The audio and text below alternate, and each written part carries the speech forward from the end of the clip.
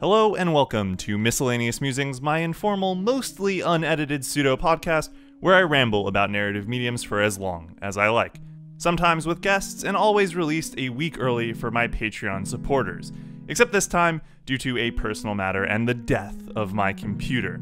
For this bi-weekly installment, we're talking about After the Rain, the 2018 winter anime that was definitely overlooked by the end of the year. After the Rain is a story about two individuals.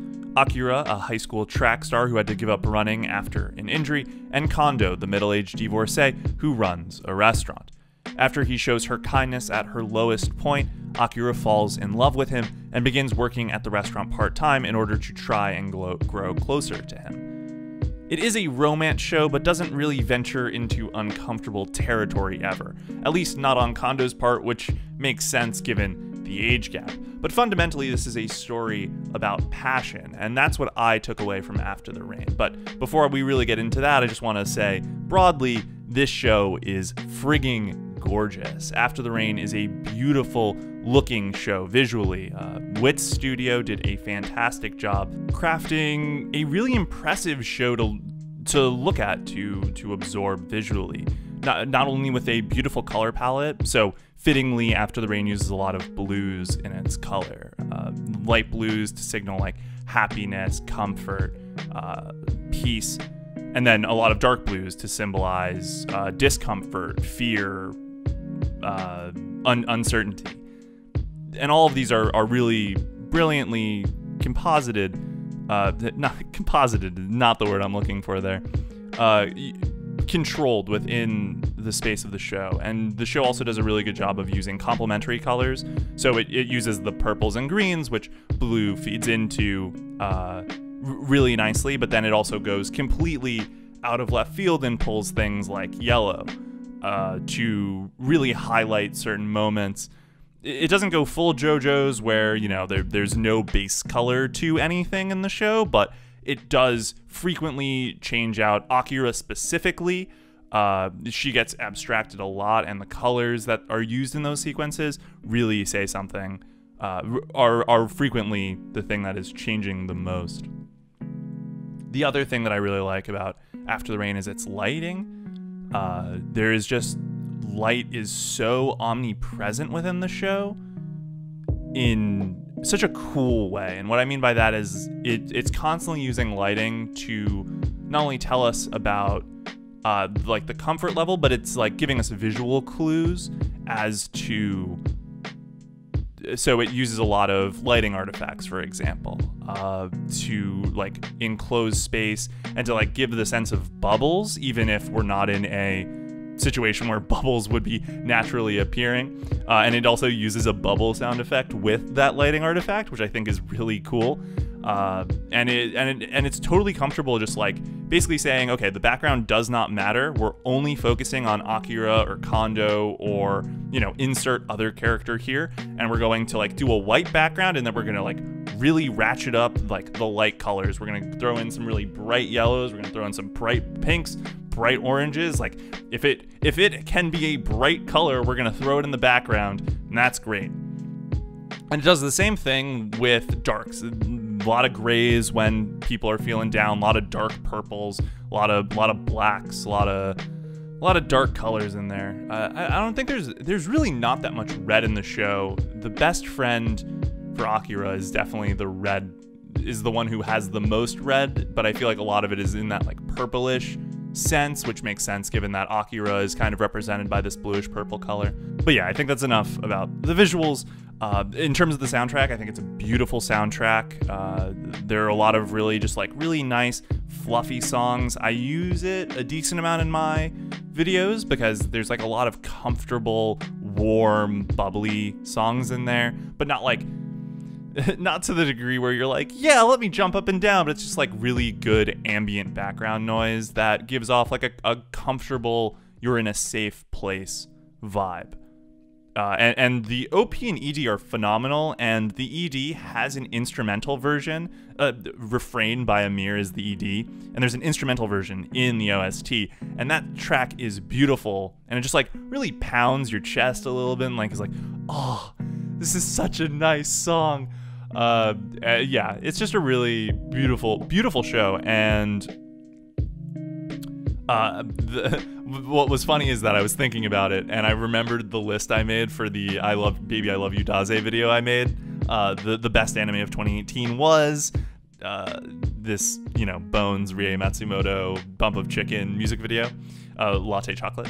And I remember I made that list basically just like, oh yeah, what were my top 5? And I kind of just like quickly thought off the top of my head. And so there's a lot of recency biased. I made Grand Blue my number 1. That's like not even accurate. Grand Blue is really funny, but it was definitely not my favorite anime of 2018.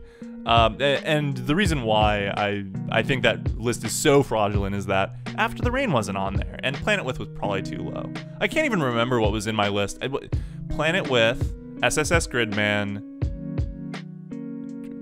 Grand Blue. Violet Evergarden. Which one am I missing?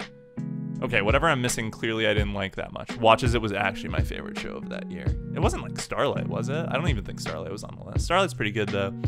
Yeah, I feel like a top 5 is pretty rough. The 2018 had so many just like very good shows. I feel like it didn't have anything great though. Nothing like elevated to masterpiece level. But the fact that After the Rain like wasn't on that list, I think makes that list pretty fraudulent. I really enjoyed that show. And a lot of that is because of the thematic depth of the show. The fact that there were so many like really beautiful themes, and the fact that it did a good job of balancing the like admittedly kind of creepy premise, and it just did a good job of making sure that it was able to explore this really comfortable space by using its premise as the perfect gateway to get into that. So I think we should start talking about the themes a little bit. And so the main element that has kind of stuck with me is this concept that passion should be a poison. And this conversation, I think, happens, it's either in episode 10 or 11, but when Kondo's college friend comes back into his life, and is this really successful author, his book is getting made into a movie. He comes to visit Kondo in his like really small ratty apartment, unclean apartment, and they're just talking and acting like they were back in college. They're drinking coffee and talking, and there's this moment where he says that like his book that's getting made into a movie is crap, and that he's nervous that now that he's on this path, he's going to be forced to keep creating crap, and he's not going to be able to like completely redefine literature and like go to this place beyond what is currently like viewed as perceivable.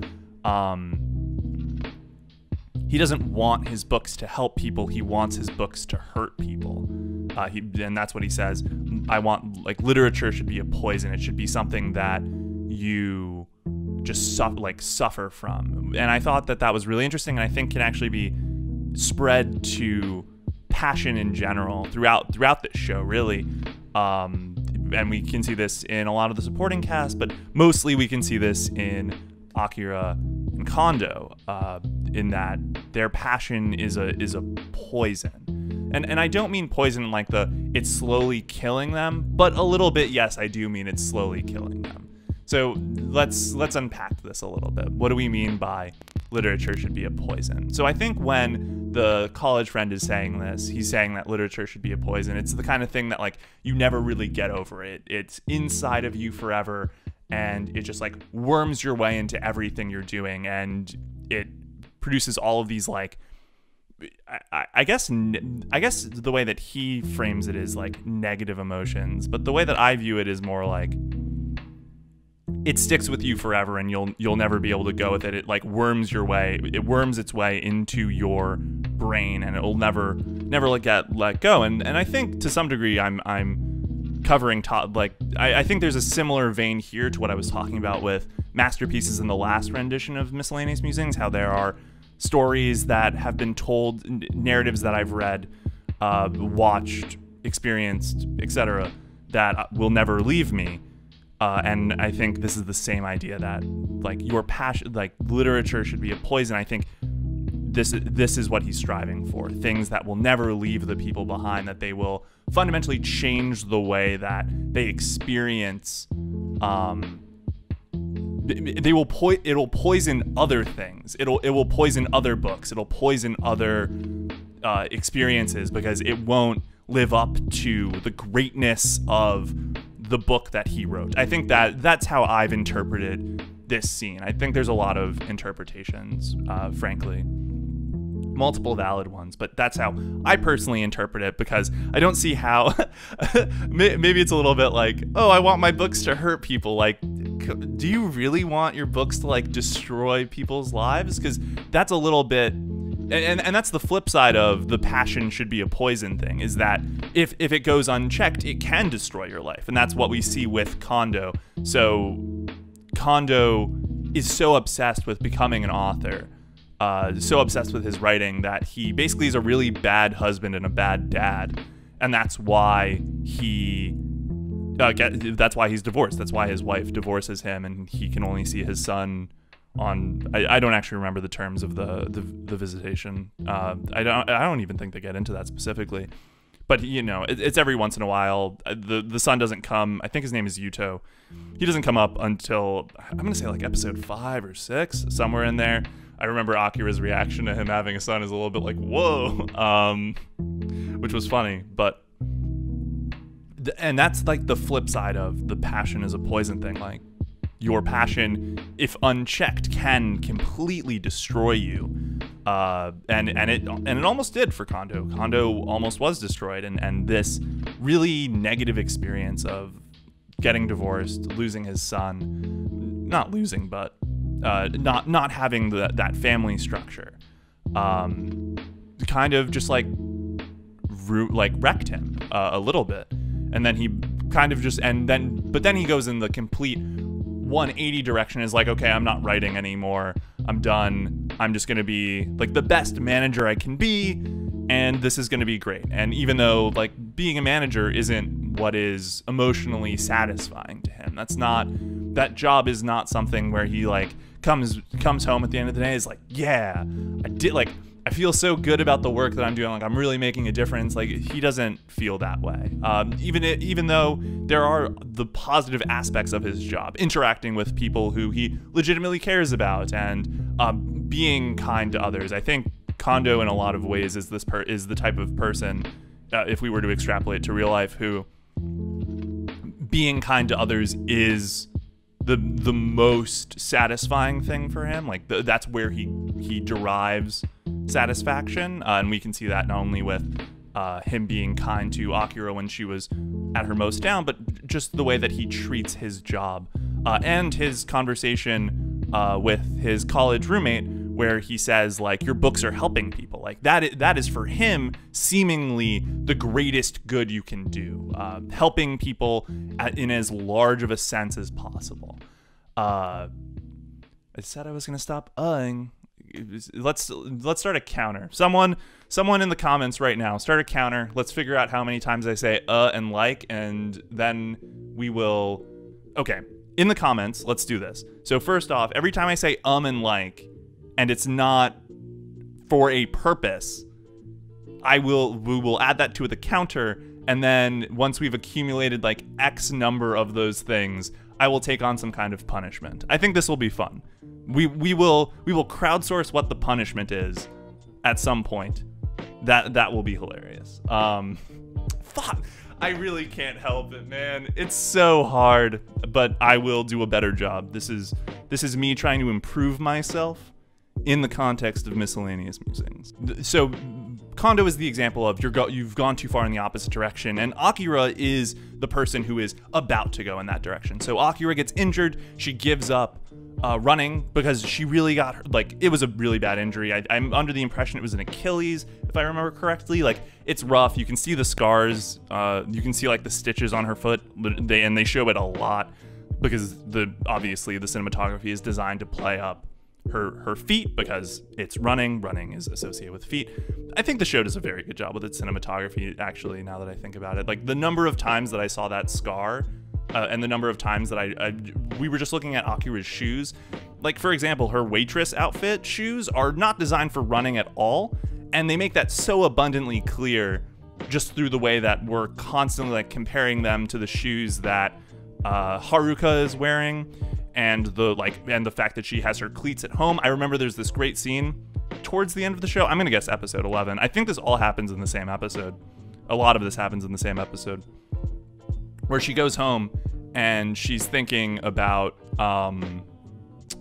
running, and she looks at her cleats, and on the face they're smooth, they're nice looking, and then she flips them over and there are the spikes, and the spikes are like the double edge to running, like the fact that she could get injured again. Not that her spikes got her injured in the first place. I'm under the impression it was just a tear. There was no impression.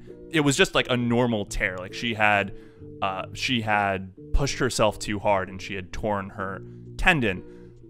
But the fact that like the spikes, these things that can hurt you, are like the underside to running. Like she could get hurt again by running, and so that's like the other side to her experience with running. So she is about to make the same mistake that Kondo made in the first place, where she's about to just completely forego running, and she's telling herself that she doesn't need to do it, she doesn't want to run, even though that's a lie. And that's the same thing with Kondo. Kondo is lying to himself that he doesn't want to write because he hurt other people in his life, and therefore himself. And Akira is mostly worried about not hurting herself again, and not realizing how she's hurting herself by not running, and also not realizing how she's hurting her friends like Haruka by not running. And there's this this point that gets made. Episode 11 is probably the thematic core of the show, in my opinion, in that it frankly states like a lot of these concepts that got built out in the earlier 10 episodes, and then kind of come back in episode 12. I rewatched the show as preparation for this. I jumped around scenes, but I did a bit of a rewatch, and I said again. And so the friend says at one point, "You're the one who's getting in your own way," to Kondo.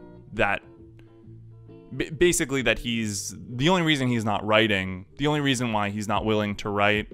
And Kondo says that he's nervous about, he doesn't want to write if he doesn't feel the same way that he did when he was younger, because it'd be disingenuous to himself, which is a ridiculous statement. And he says, "Just kidding," even though he completely means that. And so the best friend says, "You're the one who's getting in your own way. You can write. You have this." Basically the idea being that like anyone can write, you just have to let yourself do it. And then Kondo kind of takes the first steps. You don't have to be so idealistic about it. You can write from the perspective that you're in right now, as long as you have the desire to write, as long as you have the desire to do something. And so we see that a bit with Akira too, where she's given up on track because she wants to pursue this thing that made her feel better, which is her relationship with Kondo, and therefore working in the garden. Also, brilliant naming decision to call it in the garden, because gardens are like this safe, controlled environment which need rain and water and allow the things to sprout up, and which allow plants to sprout up and grow and bloom and blossom. It's just really clever naming, and this safe space where they're able to interact helps both of them grow as people, which is really, frankly, like just good thematic usage. I'm sure if someone really wanted to like read into the show, they could do a really interesting like flower motif with it. The rain motif is obviously there. After the Rain does such a great job of showing off basically every emotional meaning from the pathetic fallacy. It shows off so the pathetic fallacy being like attributing emotions to naturally occurring elements. So tears in the rain, like those kinds of things. I talk a bit about this in my rain and anime video, which I'm probably gonna remake at some point because, oh man, it's so bad. But so basically it does a great job of showing like basically every example of the pathetic fallacy when it comes to this the rain weather phenomenon. You know, tears in the rain, crying, feeling lost, like unsure of where you are, scared when the wind is blowing, when the wind is howling, the comforting, relaxing parts when, you know, it's just drizzling a little bit and the sun is actually still shining, and then of course after the rain when the sun comes out and the clouds part and you know, it's still wet on the ground. The ending scene of episode 12 is like probably one of the most beautiful. The scene where Akira is running, you know, this is all in their heads, but is running across this like beautiful cloud-laid background. Truly one of the best shots of the 2018 anime season. And so After the Rain does a great job with all of that. All of basically showing how rain is such a flexible setting. It's not a setting. It's also not window dressing. I'm trying to think of the best way to frame what is rain in the context of. I guess setting element. It's a great element to include, how rain can be such a flexible element to include in the setting. Let's go with that. Setting element. That's definitely not a thing that I just made up. Or maybe it's not. Maybe we could Google. No, we'll Bing it. We'll Bing setting element and see what happens. I guess it's mise en scene because it's in front of the camera. Let's just go with that. Let's just use a technical definition. So that is. So After the Rain does this great job with that. I think for the supporting cast, I think what's really interesting is how we see a lot of different types of people. So there's, you know, the fry cook who is like hitting on Akira really creepily and then kind of disappears. That's in episode 4.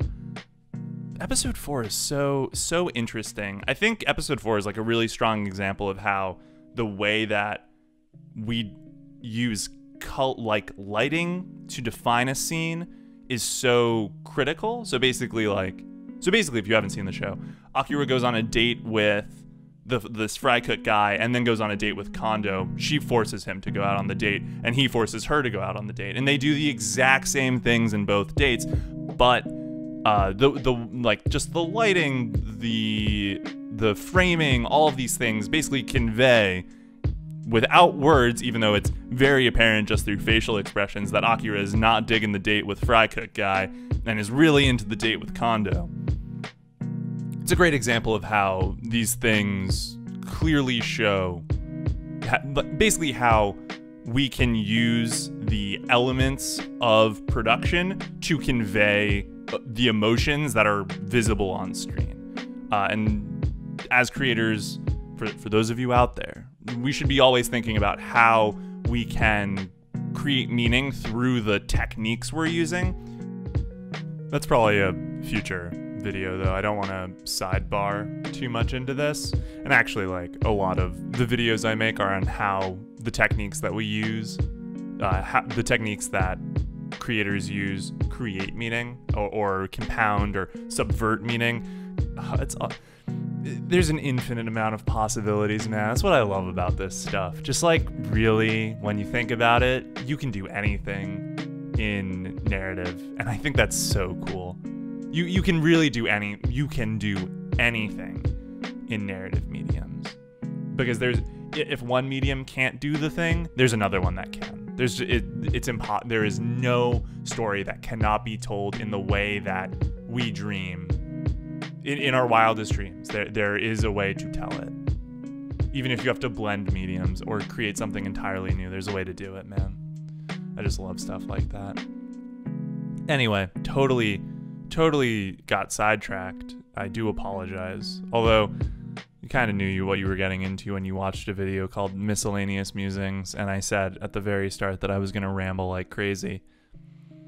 So, getting back to like the main current of this discussion. So the idea of passion being a poison, and it having these positive and negative attributions inherently. The positives being that these things just stick with you, and the negative flip side to that being that they ruin everything else for you. So Akira kind of realizes towards the end of the show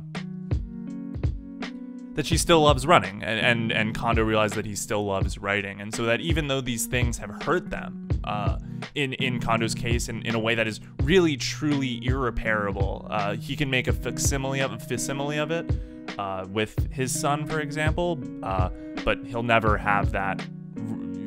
He'll likely never have that relationship with his family again, or at least the one that he left behind. But he can, he starts to write again, and Akira, even though she realizes that, and Akira really doesn't come to this realization until like the very end. Like episode 12 is when she messages Haruka and is like, let's see the wind together, which is such a beautiful saying. And all of the scenes where they're running together in flashback are so beautiful, just like beautifully composed.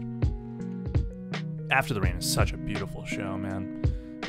So Akira comes to the realization that, like, yeah, she still does love running, and she'll probably need a little bit more time. At least that's what's implied by the end of the show, where she like, we don't see her running again in like track gear. We see her running in her in her garden outfit, which is hilarious.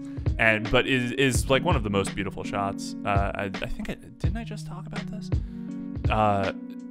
It's one of the most beautiful shots in the show, and that's how we know she's gonna start running again. That like this passion has consumed her, and she's not letting go of her feelings for Kondo, but she's no longer going to like have her feelings for Kondo be the surrogate for her passion for running, which is kind of what it was. At least that's the way that I've personally interpreted it, though given the ending kind of establishes this equilibrium, and she implies that she's going to chase after this promise she made and chase after her passion again, but she still is interested in him. So maybe it's not a surrogate. Maybe these things are co-equal, but it just so happened that her disinterest in running, or her faked disinterest in running, happened to coincide with her trying to make something happen with Kondo.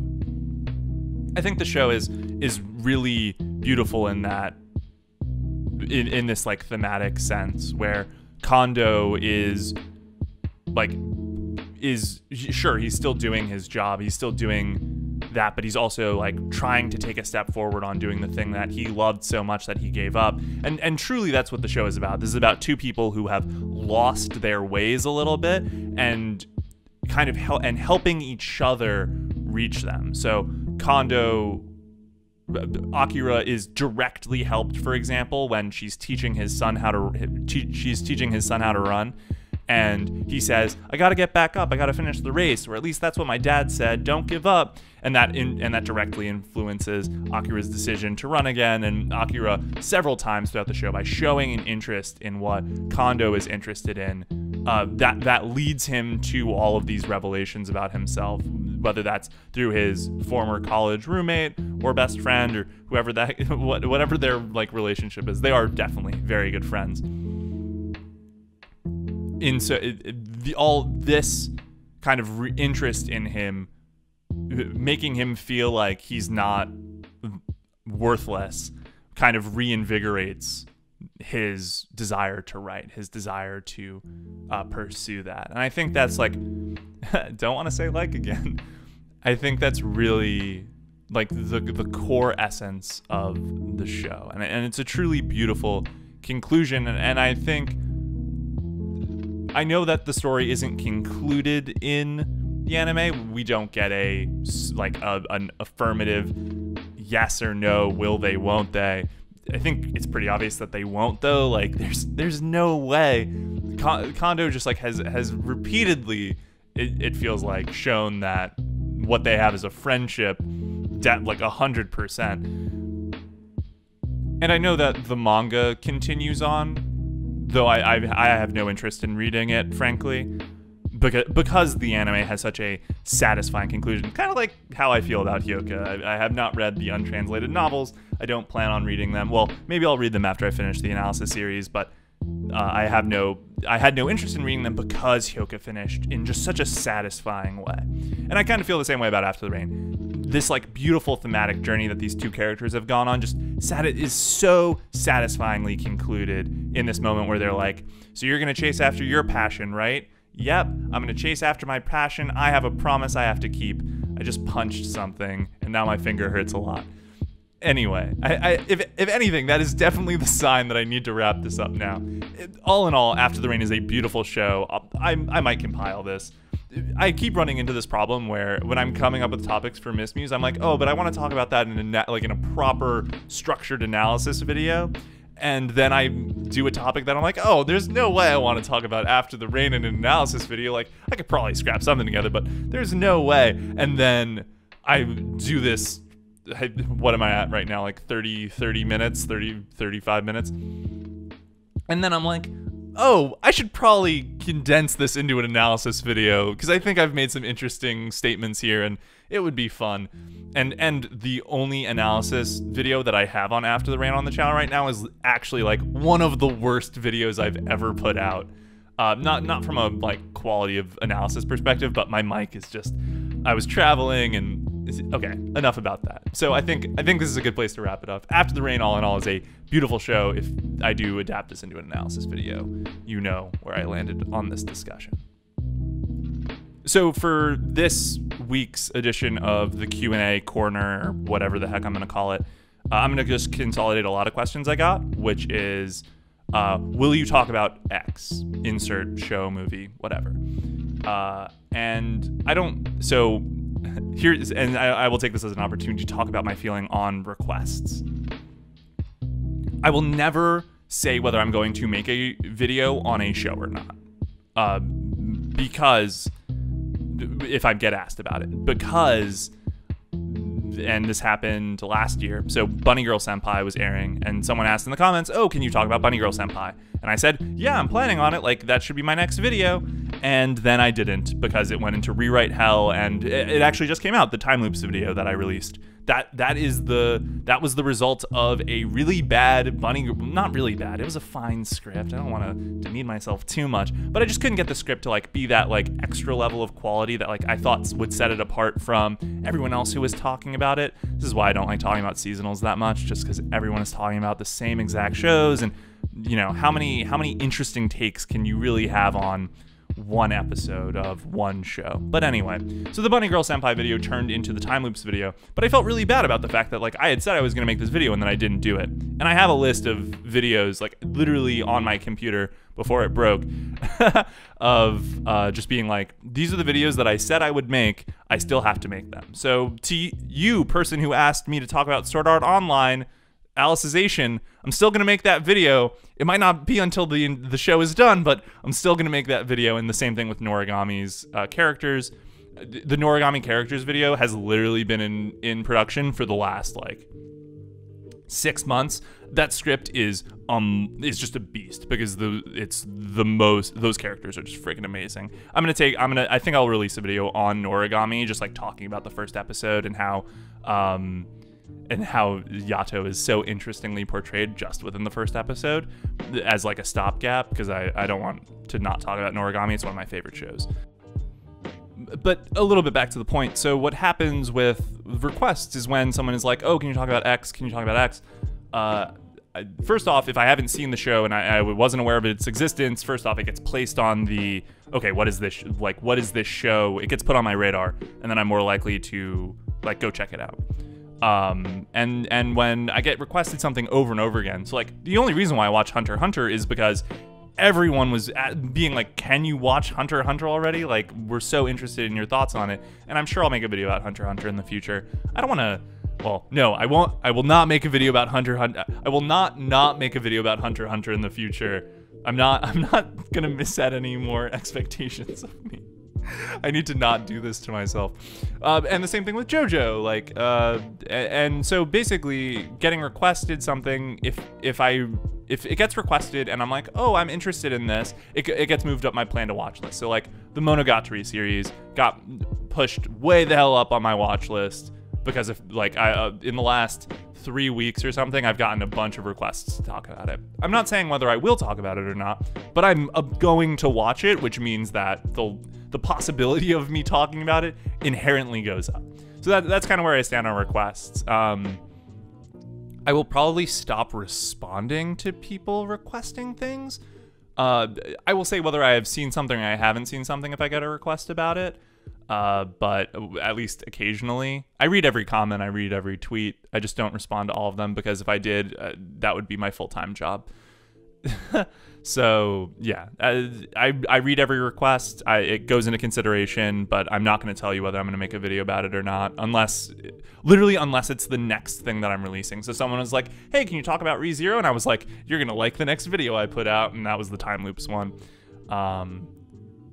It's also, yeah, and ReZero just got announced for a season 2, which is crazy. I'm actually really pumped about that. The show ReZero is a good show. I'm excited to see what they do with season 2. I feel like there's a lot of, well, maybe I'll talk about ReZero more in the future. It's an interesting show, just inherently. But anyway, that is that.